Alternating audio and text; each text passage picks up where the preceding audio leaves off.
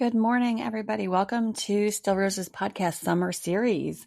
I am very excited for these quick hit series.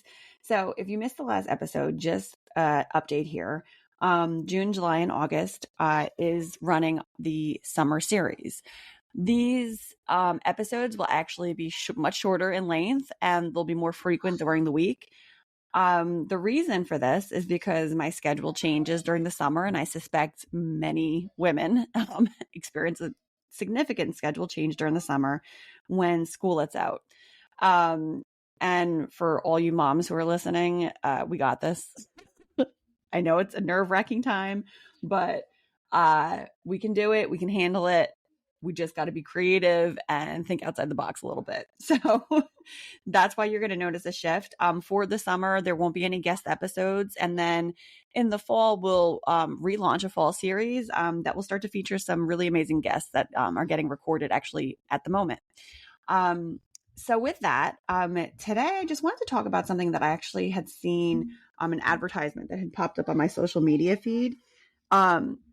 I was actually looking at Pinterest and I was just scrolling through randomly, and there was an advertisement for it was marketing a diabetes product for monitoring your sugar levels. And I always pay a lot of attention to marketing materials from pharmaceutical companies because that's the industry that I work in. So I have a really great appreciation for marketing in general. I love it. I find it very interesting. It's the communications in marketing is, to me, it's very interesting to see how phrasing and how certain specific images are selected, because we as the people who write them are doing massive amounts of research to make sure that it aligns with who the target demographic is for whatever product that we're looking at. Now, for pharmaceuticals specifically, there's a lot of effort behind materials that get released. Now, I know for average Joe, average layperson, anyone not in the industry is not going to be as privy to those details. The reason why I was inspired to even bring this up is because you all know how I feel about advocating for your own healthcare, and making sure that you yourself are informed about your health and your options and things that affect you in your day-to-day life. If you do see marketing materials out there, what I want you to do is start looking at them with a different lens, because materials are drafted by many, many people. And, there's lawyers, medical folks, just tons of people that look at all these materials and make sure that they pass muster before they get released out there. Now, with that in mind, you also have to pay attention to phrasing. So I'm bringing this up because this advertisement that I saw actually made me very angry. The advertisement itself was for a product that was monitoring, sugar levels for diabetics. And the very upfront screen says myth. And it said myth, and then it said diet and exercise can cure diabetes. So that was labeled as a myth. And then the advertisement proceeds to show a gentleman, wearing this particular monitor and living his best life. What made me so angry here is that they literally have that statement that says myth, bold and front and center. Now, I went back to it and I paused it because it was a video to see, okay, well, if they have a statement like that is not actually true up front, then there must be some disclaimer information. So if when you see advertisements, there's that like tiny print at the bottom, that's disclaimer information. So any information that's put out to the public, and it's not just pharmaceuticals, in general, information that's put out to the public that's regulated, we'll need to make sure that it states everything necessary for the public to see, because, if you make a claim on a product and someone gets sick after using your product and you didn't warn people that they potentially could get sick, you're open for a lawsuit. So I paused this video and I kind of scrolled back so I could see it frame by frame. And what the average person wouldn't have been looking for is that there's a small blurb at the bottom of the video that says individual results may vary. I'm pointing this out because diet and exercise is basically the gatekeeper to your health. I I do not care what you see out there that says otherwise. What you put in your mouth and how you treat your body has a direct correlation to diseases that are produced in your body, and diseases that, happen to end up in your body, illnesses that you end up catching. You can probably pinpoint a lot of that right back to diet and exercise. The reason why I felt so inclined to even talk about this morning was because my own father has diabetes, and he, was on medication right away. But then he also, outside of medication, said to himself, I'm not going to let this beat me and take me down. I want to be around for my family and my grandchildren. And so he right away turned around and started just doing exercise. Now, I'm not talking about he jumped in and did anything crazy. He wasn't at the gym 3 hours a day, but literally in the beginning, it was like 15 minutes of walking. That's how he started. 15 minutes of walking, and then just starting to monitor his diet. I'm personally am a vegetarian, and I no longer consume meat. I advocate for plant-based lifestyle. I feel very strongly about living a plant-based lifestyle and how that has impacted my own personal health journey. And I will talk about that with people. I'm not the type of person that's going to shove it down people's throat. I think everyone deserves to be on their own journey. And what works for me, it doesn't necessarily mean anybody else needs to be on this journey. But if someone is open to it, I'll talk to them about it, because there's a significant amount of research about the benefits of a plant-based lifestyle. So my dad happened to be open to it. At the time, my husband also is plant-based.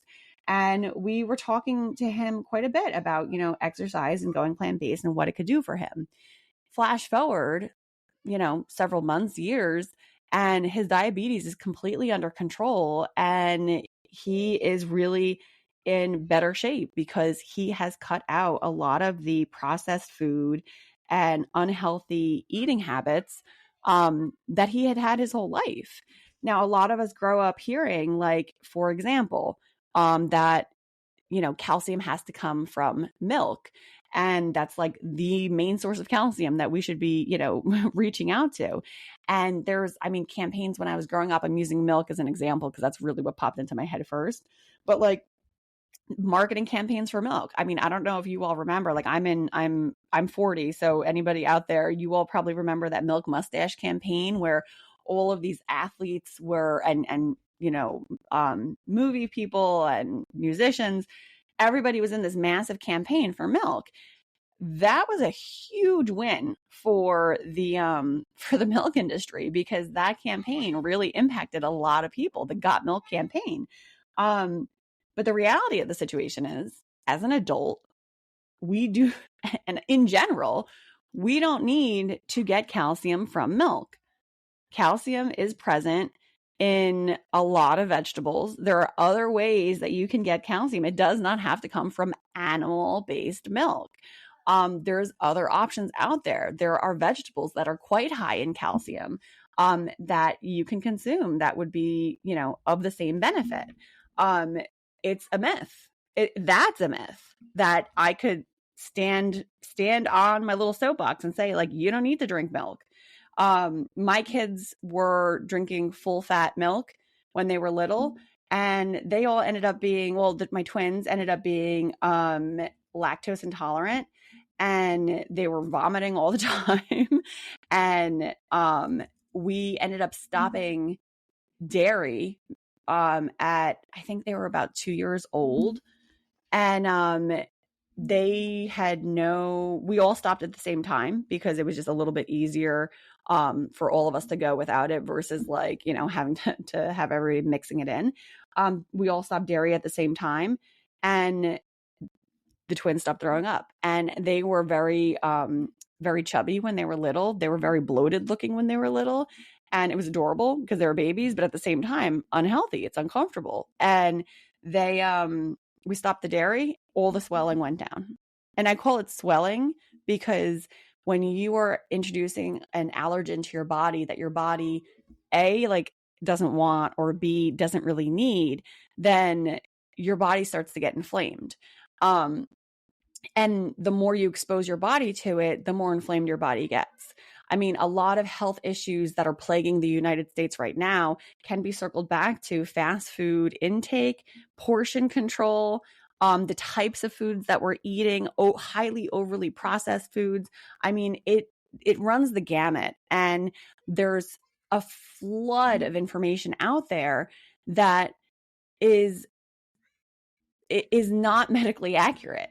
And because there's these little loopholes in marketing, they're allowed to kind of put this messaging out there. Now, not just making claims, but also, getting into the psyche of people. So, for example, there's this whole idea behind the fact that if you're a man, you eat meat and steak is for men, and, a real man eats a real burger and things like that. I mean, there are loads of examples out there that are targeted specifically to certain ages, sexes, demographics, to entice them to purchase this particular products. It all circles back to money, the industries, and them not wanting to lose their market shares. So it's something that I feel very passionate about. I wanted to put this out there because that advertisement that I saw really enraged me, because again, like, an average person is going to look at that and see myth, diet and exercise cannot cure diabetes, and that's going to go somewhere in their brain, and then that statement is there, and at some point in time they might even say, like, oh no, I read somewhere that that's a myth, and there you go, and you're permeating the same lie, and we're not breaking the cycle, and we really need to. So it's just something that I wanted to put out there today. I felt very strongly about it, and I just wanted to make sure that, like, you all are also, advocating for yourselves and really taking things with a grain of salt. You can't take everything at face value. You do have to question it, because there's other things at play here. Apologies if you hear all the noise in the background. You might not, because my platform is excellent at noise reduction. However, you might. So if you do hear all the background noise, that will be with me for the whole summer. Apologies, but it is what it is. Again, for all the moms out there that are now embarking on summer vacation with me, I'm here, I'm with you, I got you, and I understand. And, we're in it together. Thank you all for listening. I can't wait for this summer series to continue. I'm actually very excited about this concept. So let's get to it. I'll see you on the next one. Have a great day, everybody.